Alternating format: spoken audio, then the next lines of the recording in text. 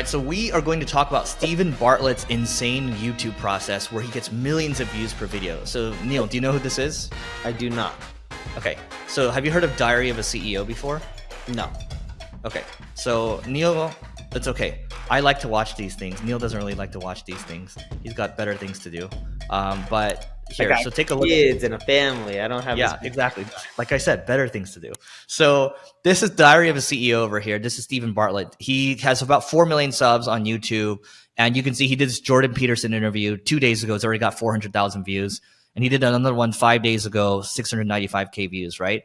Now, Neil, this guy is also, he's a dragon on Dragon's Den, which is the UK's version of Shark Tank. And well, I shouldn't have you guess, but just look at this over here. Like, look, Morgan Housel 2 weeks ago, 1.6 million views. So he's getting a ton of views, right? So I actually watched a podcast. He's doing really generic content, right? What I mean, generic content and controversial, but generic as it appeals to everyone. So the savings expert, do not buy a house. Do this instead. Well, read this one. Read this one. Yeah, read the bottom one. I've proven this food keeps you young. No. Read the thumbnail. I have the erection of an 18-year-old.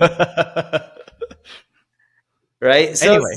So it's like he's creating content that just has mass appeal. No wonder that video has 662,000 views. Here's the thing to keep in mind, dude. The other day I was talking to Alex Hermosi, and we were talking about social media content. He has the same problem that a lot of other people have.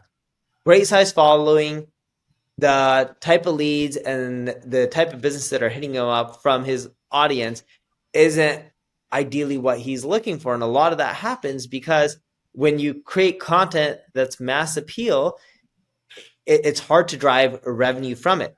Now, it doesn't mean Alex is doing a bad job. He's actually doing a great job because everyone knows him. So now if he does outreach to companies, they're going to know him and it's going to convert extremely well. Plus, he can monetize his audience. So it's not like he's losing money or anything like that.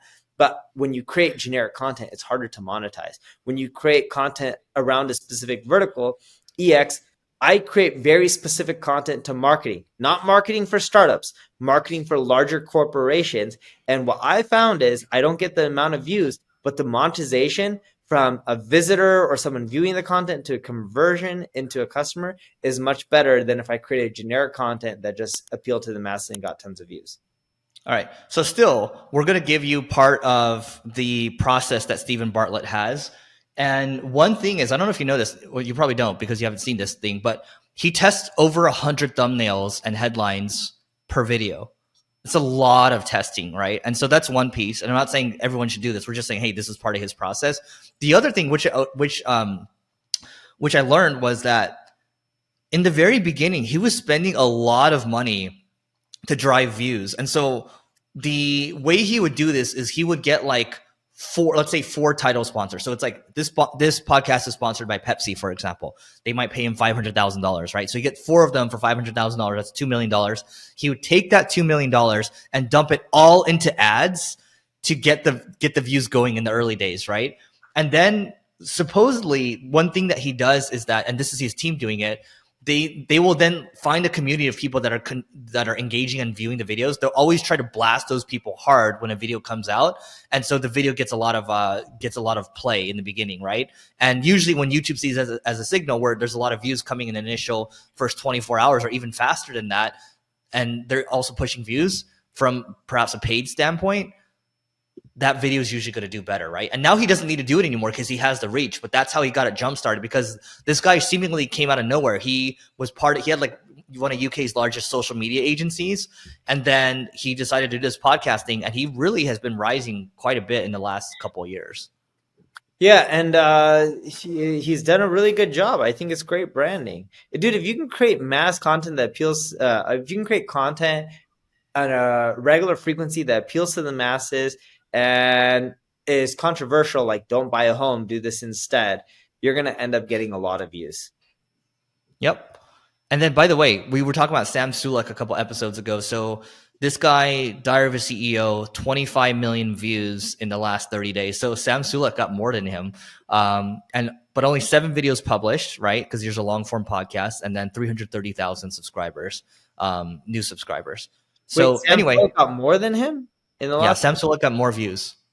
I thought Sam Sulek's at a 500,000 views a month. No. No. So Sam Sulek got about 26 million views in the last 30 days, and then Darvish is about 25 million or so. So it's slightly higher. Oh, okay.